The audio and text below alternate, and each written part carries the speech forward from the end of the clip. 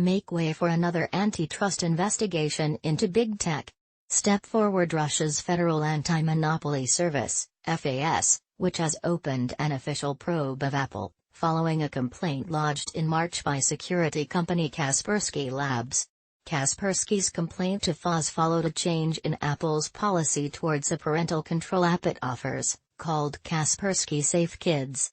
Discussing the complaint in a blog post, the security firm says Apple contacted it in 2017 to inform it that the use of configuration profiles is against App Store policy, even though the app had been on Apple's store for nearly 3 years without it raising any objections.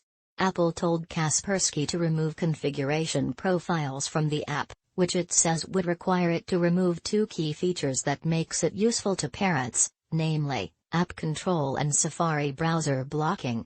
It also points out that the timing of Apple's objection followed Apple announcing its screen time feature, in iOS 12, which allows iOS users to monitor the amount of time they spend using certain apps or on certain websites and set time restrictions. Kaspersky argues screen time is essentially Apple's own app for parental control, hence raising concerns about the potential for Apple to exert unfair market power over the store it also operates by restricting competition.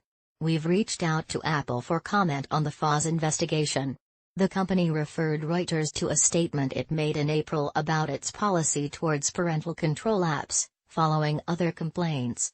In the statement, Apple says it removed several such apps from the App Store because they put users' privacy and security at risk, calling out the use of what it described as a highly invasive technology called mobile device management, MDM.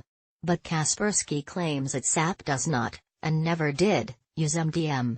Following complaints and some press attention to Apple's parental control apps crackdown, the company appears to have softened its stance on MDM for this specific use case, updating the App Store review guidelines to allow using MDM for parental controls in limited cases. Kaspersky also says that the Apple Developer Enterprise Program License Agreement clarifies that the use of MDM profiles and configuration profiles in applications for home users is only possible with the explicit written consent of Apple.